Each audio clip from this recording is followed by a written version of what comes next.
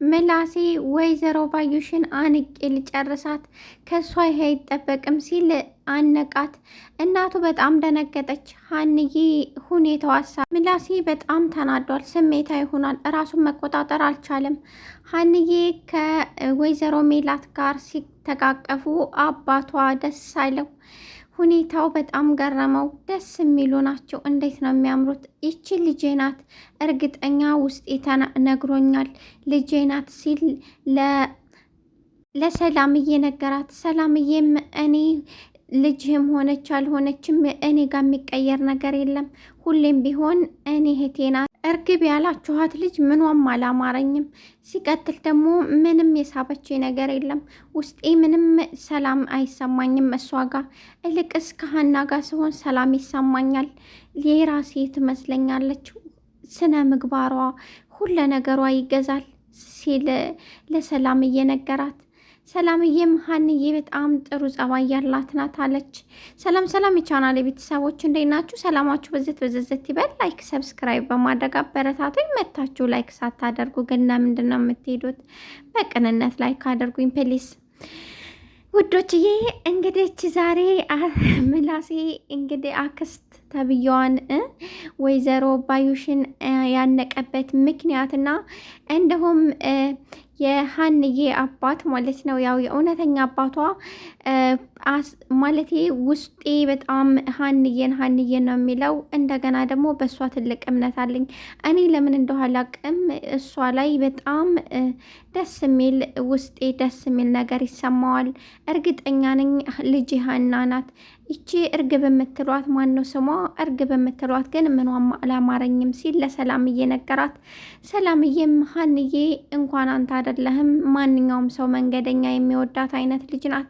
ስነ ምግባሯና ጸባዋ፣ እንዲሁም ለገንዘብ ብላ ምንም ነገር አታደርግም። እሷ አባቷን እንኳ በልመና ነው እናቴ ያሳከመችላት። በልመና በአባቴ ጉዳይ በፍጹም ማንም ሰው አይገባም ስትል ተናግራ ነው አለች ሰላምዬ። እሱም እኔ ውስጤ እንደዛ ነው የሚለው፣ እናትሽ ናት እርግብ ልጄ ናት እያለች የምትቀበለው ሰው እንዴት እናት ውስጡ አይሰማውም ሲል አባት ተናገረ። ምላሴ ወይዘሮ ባዩሽን አነቃት። ወይዘሮ ባዩሽን ያነቀበት ምክንያት ውስጥ ስታወራ ሰምቷት ነው። ነገር ግን የሰማበት ጉዳይ የእናቱን ሀብት እንዴት መውረስ እንዳለባት ስታወራ እንጂ ሀና የነሱ ልጅ መሆኗንና እርግብ እዚህ ልታሳስት እንደመጣች በፍጹም አልሰማም። ነገር ግን እናቱ ላይ የምታደርገው ሴራና የምታደርገው ነገር በጣም ገርሞት በስልክ ስታወራ ነበረ። በጣም ሂዶ ስሜታዊ ሆኖ ንቅ ያደረጋት ራሱን መቆጣጠር ሲያቅተው፣ እናትም እየሮጠች መታ ሁኔታውን ስታይ በጣም ደነገጠች። ምክንያቱም ምላሴ በእንደዚህ አይነት ባህሪ የሚታወቅ አይነት ስላላደለ እንዴት ነው ትልቅ ሰው ሊያነቅ የቻለው ብላ በጣም ተገረመች፣ በጣም ደነገጠች። ሀንዬ ደግሞ ፈገግ አለች። ሁኔታው ግራ አጋብቷት ነው ፈገግ ያለችበት። እሷን ስላነቀ ደስ ብሏት ሳይሆን የሁኔታው ስላናደዳት ነው። ምክንያቱም እውነቱን ሀንዬ እሷና እርግብ ተልካ እንደሆነ የላከቻትም ወይዘሮ ባዩሽ እንደሆነ ይደርሳበታለኝ።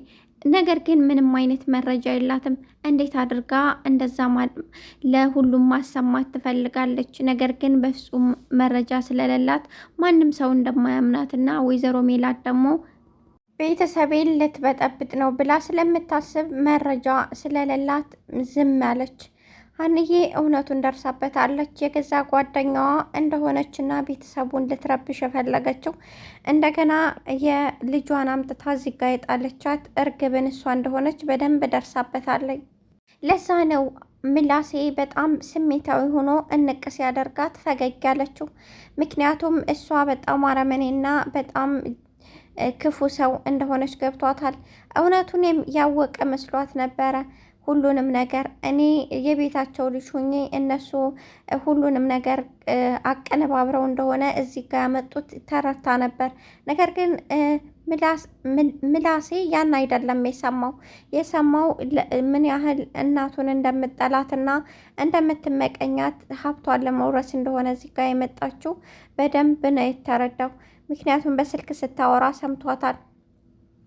ወይዘሮ ሜላት ከባለቤቷ ጋር ሰላም ፈጠረች።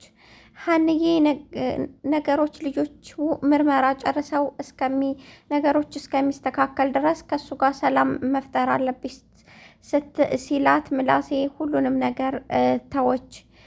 ባለቤቷም እንደዚሁ እሱ እባክሽን ተረጋጊ ብሎ ለማረጋጋት ቢሞክርም እሷ ከዚህ በፊት ያደረጋት ነገር ስላለ በጣም ስሜታዊ ትሆናለች። ሰላምዬም አባቷን መከረችው። አንተ እሷ ስሜታዊ ስትሆን አንተ ረጋ ብለህ ነገሮችን ማስተካከል አለብህ። ቤታችን ያለው ችግር ይበቃናል። እናንተ ስትጨቃጨቁ ስናይ ደግሞ ውስጣችን በጣም ይታመማል አለችው ሰላምዬ። እሱም የኔ ልጅ ምንም ችግር የለው አታስቢ፣ ሁሉንም ነገር አስተካክላለሁ አላት። በጣም ተቃቀፉ። በጣም እንደሚወዳትና እንደምትወደው ተነጋገሩ።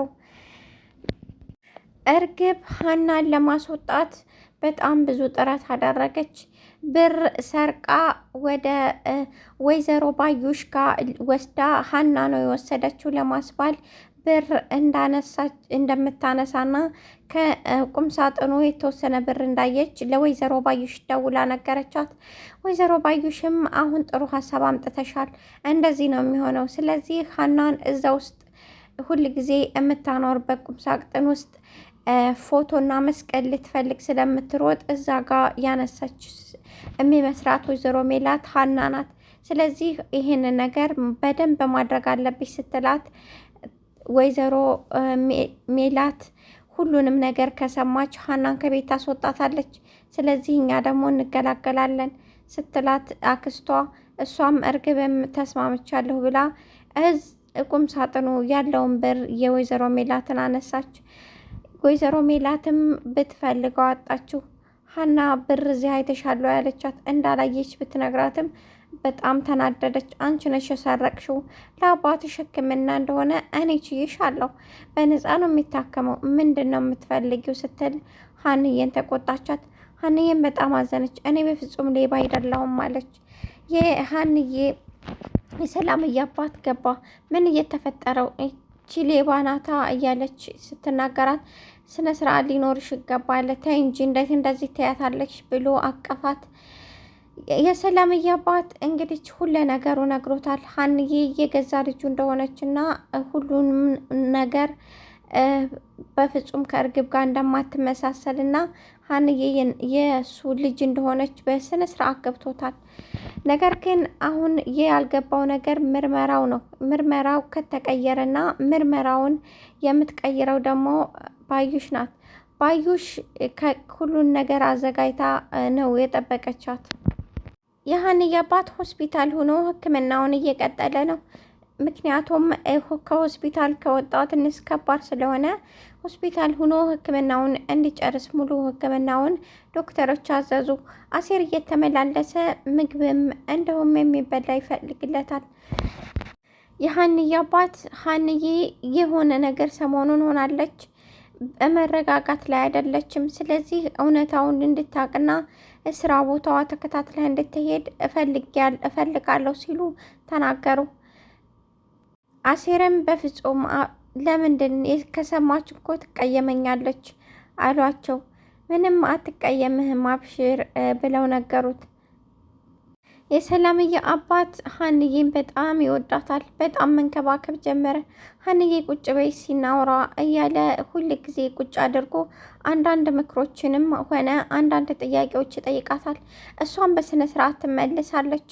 እንደገና ደግሞ ለገንዘብ እንደሆነ እና ለገንዘብ እንዳልሆነ የሚያሳውቀው ሀንቾ ላይ ትልቅ ኮንፊደንስ እና ትልቅ በፈጣሪ ያላት እምነት ፊቷ ላይ ይታያል። ለዛም ይመስለኛል በፍጹም ልጃችን የሰላምዬ አባት በጣም ስነ ምግባሯ ያማረ በዚህ እድሜዋ ለአባቷና እንዲሁም ራሷን ለማቆም የምትሞክር በጣም ጀግና ሴት ናት ሲል ለሰላምዬ ነገራት። ሰላምዬም ሀንዬ በጣም ልባም ናት። እንኳን እዚህ አብረን በልተን የጠጣ ነው ቀርቶ አይደለም ቢበድሏት እንኳ በድንገት ይቅር የምትልና የይቅር ባይ ሴት ናት አለች። በጣም ተገርሜባታለሁ። እኔ የገንዘብም ሆነ የምንም ችግር የለብኝም ብላ ነገረችኝ አላት ለሰላምዬ። ሰላምዬም ትክክል ናት፣ ምንም አይነት ችግር የለባትም ስትል ተናገረኝ። ላይክ ሰብስክራይብ በማድረግ አበረታቱኝ። ወዳችኋል።